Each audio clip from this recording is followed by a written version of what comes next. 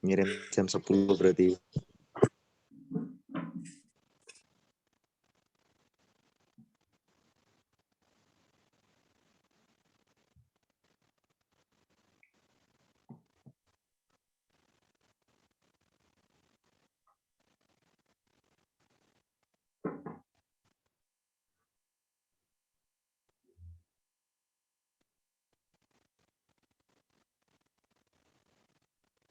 Ini on cam.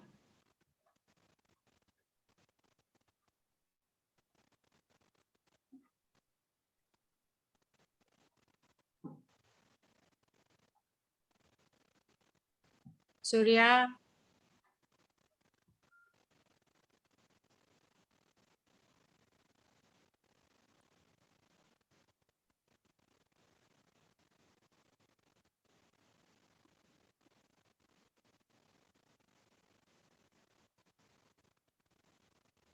Ini Surya.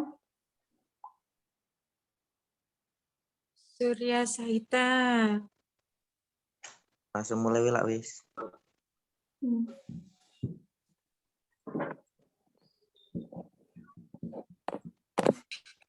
Assalamualaikum warahmatullahi wabarakatuh.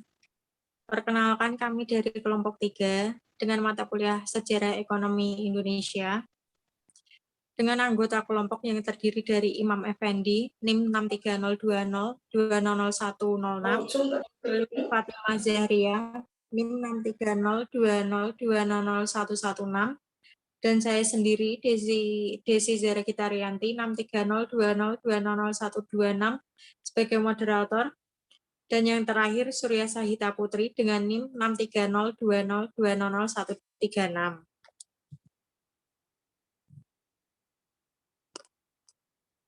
Di sini kami akan mempresentasikan hasil diskusi kelompok kami dengan berbagai tema. Yang pertama, sentralisasi, desentralisasi, dan dekonsentrasi.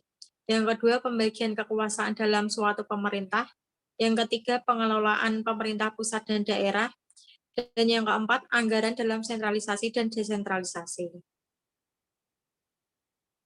Yang pertama, pengertian sentralisasi, desentralisasi, dan dekonsentrasi.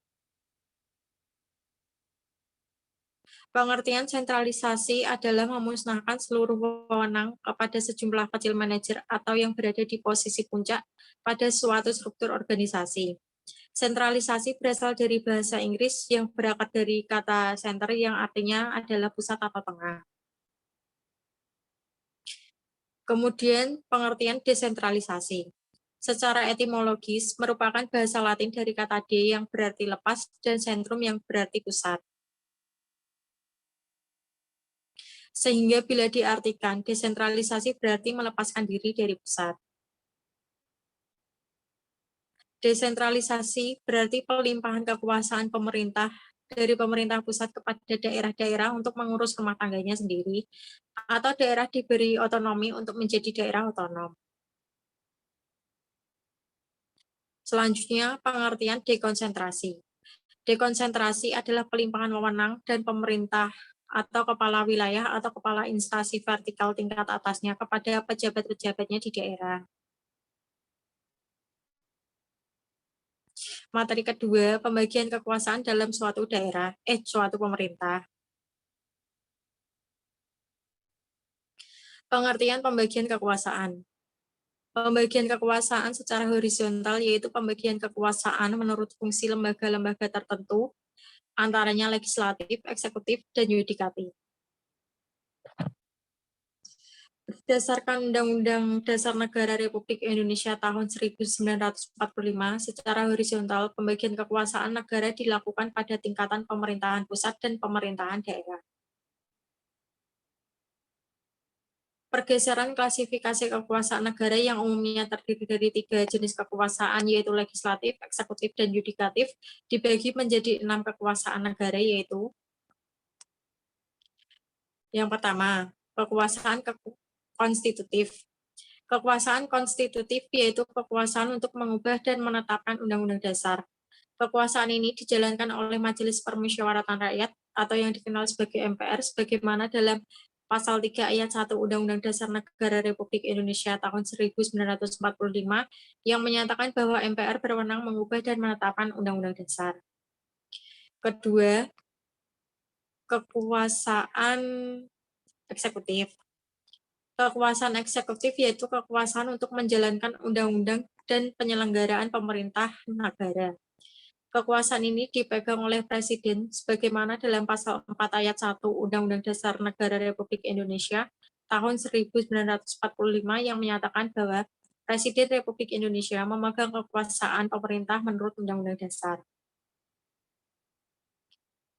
Yang ketiga, kekuasaan legislatif. Kekuasaan legislatif yaitu kekuasaan untuk membentuk undang-undang. Kekuasaan ini dipegang oleh DPR. Sebagaimana dalam pasal 20 ayat 1 Undang-Undang Dasar Negara Republik Indonesia tahun 1945 menyatakan bahwa DPR memegang kekuasaan membentuk undang-undang. Yang keempat, kekuasaan yudikatif. Kekuasaan yudikatif yaitu kekuasaan untuk menyelenggarakan peradilan guna menegakkan hukum dan keadilan. Kekuasaan ini dipegang oleh Mahkamah Agung dan Mahkamah Konstitusi, sebagaimana diatur dalam pasal 24 ayat 1 Undang-Undang Dasar Negara Republik Indonesia tahun 1945. Yang kelima, kekuasaan eksaminatif atau inspektif. Kekuasaan eksaminatif atau inspektif yaitu kekuasaan yang berhubungan dengan penyelenggaraan pemeriksaan atas pengelolaan dan tanggung jawab tentang keuangan negara. Kekuasaan ini dijalankan oleh Badan Pemeriksa Keuangan yang diatur dalam pasal 23E ayat 1 Undang-Undang Dasar Negara Republik Indonesia tahun 1945. Dan yang terakhir yaitu kekuasaan moneter. Kekuasaan moneter yaitu kekuasaan untuk menetapkan dan melaksanakan kebijakan moneter, mengatur dan menjaga kelancaran sistem pembayaran serta memelihara kestabilan nilai rupiah. Kekuasaan ini dijalankan oleh Bank Indonesia selaku bank sentral di Indonesia yang diatur dalam pasal 23D UUD Negara Republik Indonesia tahun 1945. Materi selanjutnya akan dipresentasikan oleh Mbak Siti Zeria.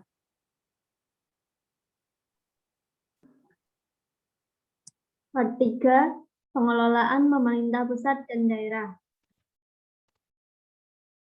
Menurut F. PCL Tonair, kewenangan pemerintah dalam kaitan ini dianggap sebagai kemampuan untuk melaksanakan hukum positif dan dengan begitu dapat diciptakan hubungan hukum antara pemerintah dengan warga negara. Salah satu bentuk dari kekuasaan adalah kewenangan.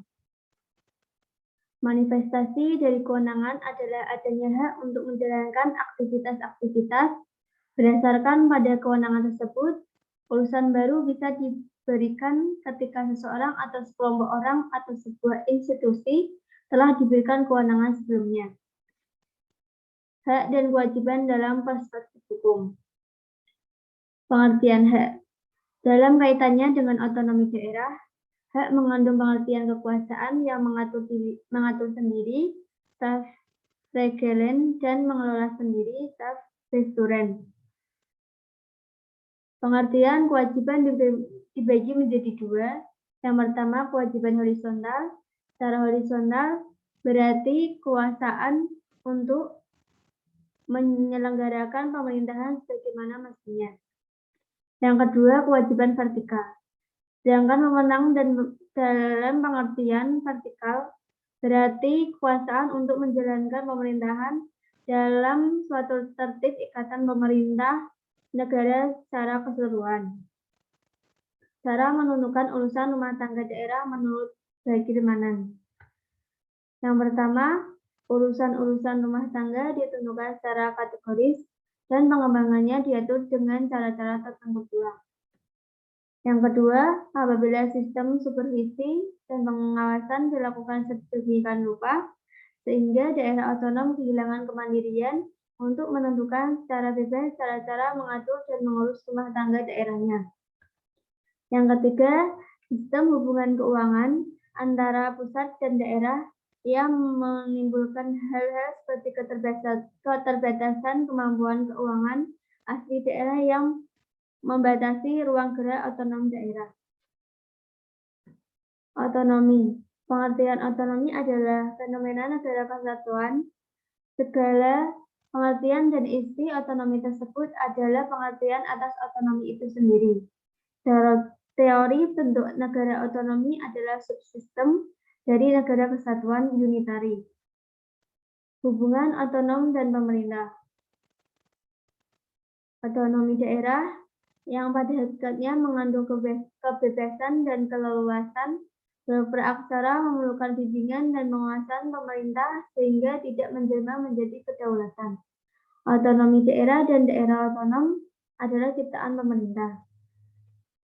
Hubungan antara daerah otonom dan pemerintah adalah hubungan antar organisasi yang bersifat saling berbalasan, resiprokal, pembagian kewenangan, dan dalam hubungan pusat dan daerah adalah menyangkut pembagian urusan rumah tangga, atau dalam bahasa peraturan perundangan disebut dengan urusan pemerintahan.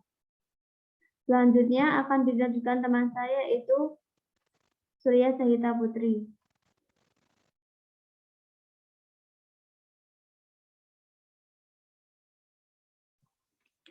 Baik, saya akan melanjutkan mengenai urusan pemerintahan menurut Nikmatul Huda. Pertama yaitu urusan pemerintahan yang sepenuhnya diselenggarakan oleh pemerintah tanpa asas desentralisasi. Berbagai urusan pemerintahan tersebut secara eksklusif menjadi wewenang pemerintah, baik pemerintah negara maupun kesatuan pemerintah negara federal. Sejumlah urusan pemerintahan tersebut diselenggarakan dengan asas sentralisasi, dekonsentrasi, dan tugas pembantuan.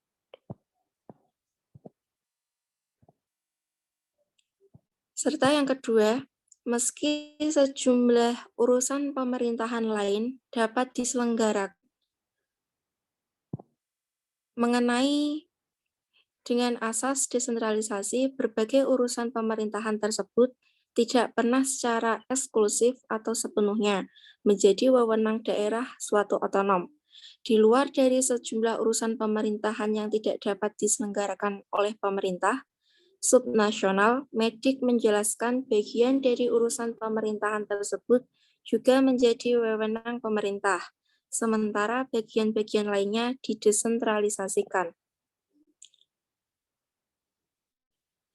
Selanjutnya, ada anggaran dalam sentralisasi dan desentralisasi. Di sini pengertian anggaran adalah suatu rencana keuangan kerja periodik yang disusun berdasarkan program yang sudah ditetapkan secara kuantitatif diukur dalam satuan moneter standar mencakup jangka 1 tahun. Dalam penyusunan anggaran sering diartikan sebagai perencanaan laba atau profit planning.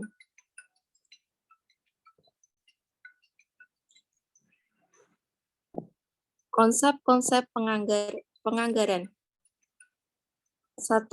Ada penjabaran kerja dalam angka kualitatif yang diukur dalam satuan moneter standar dan satuan ukur lain yang mencakup jangka waktu tertentu. Yaitu ada rencana tim yang memperhatikan bagaimana sumber-sumber daya diharapkan akan diperoleh dan dipakai selama periode waktu tertentu yang sudah ditentukan. Kedua, ada rencana keuangan di masa yang akan datang untuk mengidentifikasi tujuan dan tindakan yang diperlukan untuk mencapai suatu tujuan. Ketiga, ada setiap rencana yang mencakup keuangan digunakan sebagai taksiran serta untuk mengatasi dan mengendalikan pelaksanaan di kemudian hari. Selanjutnya ada setiap rencana sistematis untuk menggunakan tenaga kerja, bahan baku, dan faktor produksi lain. 5. Rencana pengeluaran dan penerimaan pemerintah di kemudian hari dalam jangka waktu 1 tahun. 7. Prinsip-prinsip anggaran sektor perusahaan meliputi otorisasi oleh suatu direksi. Dan selanjutnya ada anggaran harus mendapatkan otorisasi dari Dewan Direksi terlebih dahulu sebelum dieksekusi dapat membelanjakan suatu anggaran tersebut.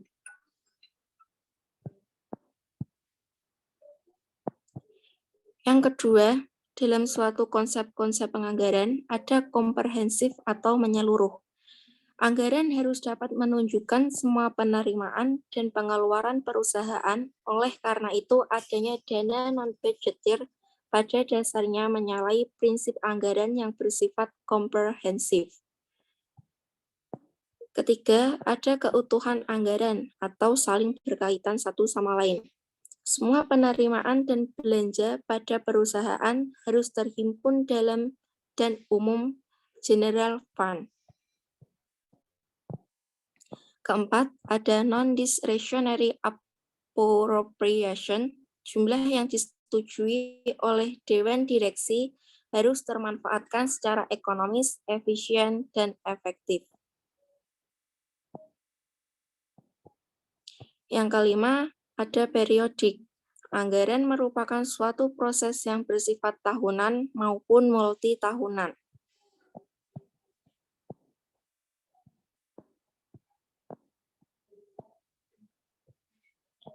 Dan yang keenam, ada akurat anggaran. Di sini dimaksud adalah estimasi anggaran hendaknya tidak memasukkan cadangan yang tersembunyi, yang dapat dijadikan sebagai kantong-kantong inefisiensi anggaran, serta dapat mengakibatkan munculnya understatement pendapatan dan overstatement pengeluaran. 7. Fleksibel. Anggaran bersifat fleksibel, maksudnya ialah mampu menyesuaikan dengan apa yang dibutuhkan saat ini apabila anggaran yang dianggarkan tidak sesuai dengan tahun yang akan dianggarkan. 8. Jelas. Jelas di sini dimaksud adalah anggaran hendaknya sederhana, dapat dipahami oleh masyarakat, dan tidak membingungkan. Partisipatif. Anggaran bersifat partisipatif maksudnya ialah semua sumber daya manusia dapat memberikan kontribusi dalam suatu penyusunan anggaran.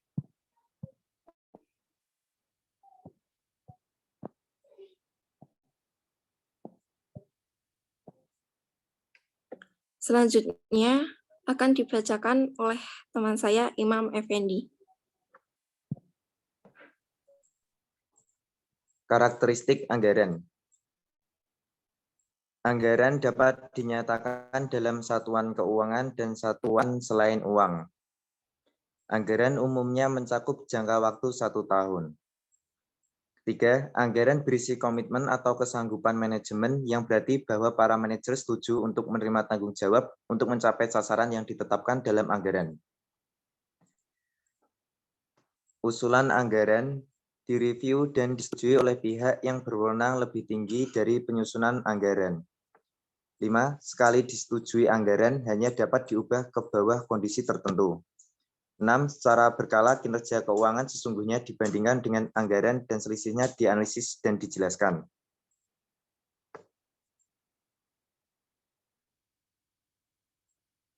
Tujuan anggaran. Yang pertama, digunakan sebagai landasan yuridis formal dalam memilih sumber dan investasi dana. Kedua, mengadakan pembatasan jumlah dana yang dicari dan digunakan. Ketiga, merinci sumber dana yang dicari maupun jenis investasi dana sehingga dapat mempermudah pengawasan. Keempat, merasionalkan sumber dan investasi dana agar dapat mencapai hasil yang maksimal. Kelima, menyempurnakan rencana yang disusun karena dengan anggaran menjadi jelas dan nyata terlihat. Keenam, menampung dan menganalisis serta memutuskan setiap usulan yang berkaitan dengan keuntungan keuangan. Ketujuh, pedoman kerja, alat pengkoordinasi kerja, alat pengawasan kerja.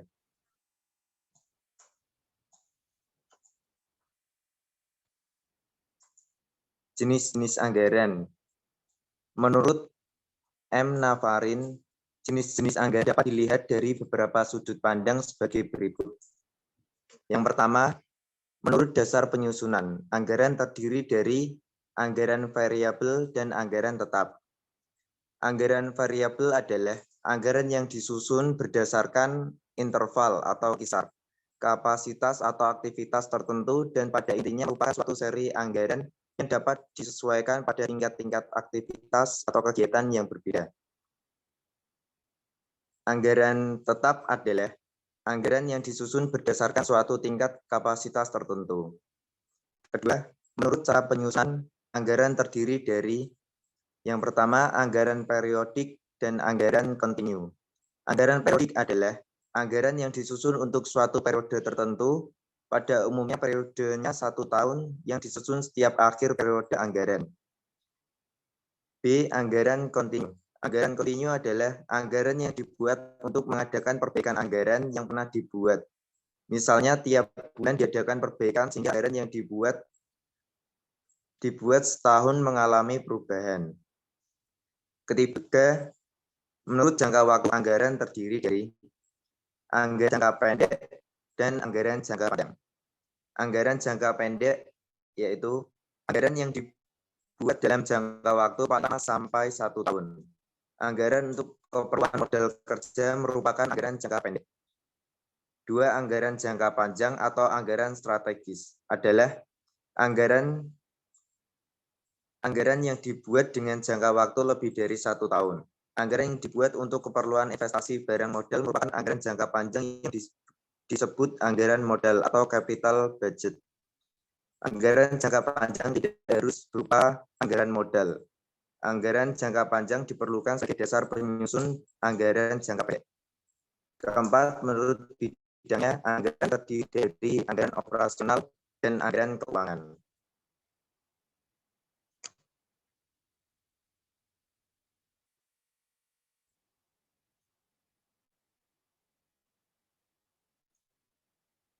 Sentralisasi anggaran. Sentralisasi pengelolaan anggaran sama halnya dengan definisi sentralisasi, yaitu kewenangan pengambilan keputusan yang didasarkan pada pemimpin atau pusat organisasi. Sistem sentralisasi juga tidak mudah diimplementasikan seperti halnya sentralisasi anggaran yang harus mengelola anggaran dengan jenis dan karakter suatu penelitian yang berbeda-beda. Selanjutnya, desentralisasi anggaran. Terkait dengan proses penganggaran, adanya desentralisasi akan membuat wewenang dan tanggung jawab atas keberhasilan proses penganggaran tersebut menjadi lebih besar. Secara lebih spesifik, desentralisasi tidak saja merupakan sebuah variabel kontingensi yang penting dalam perancangan sistem akuntansi manajemen, tetapi juga merupakan mekanisme penunjang yang seharusnya konsisten dengan maksud penyusunan struktur formal.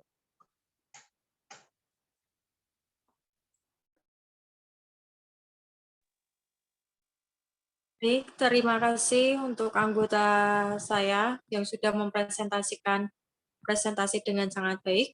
Sekian dari kelompok kami. Wassalamualaikum warahmatullahi wabarakatuh.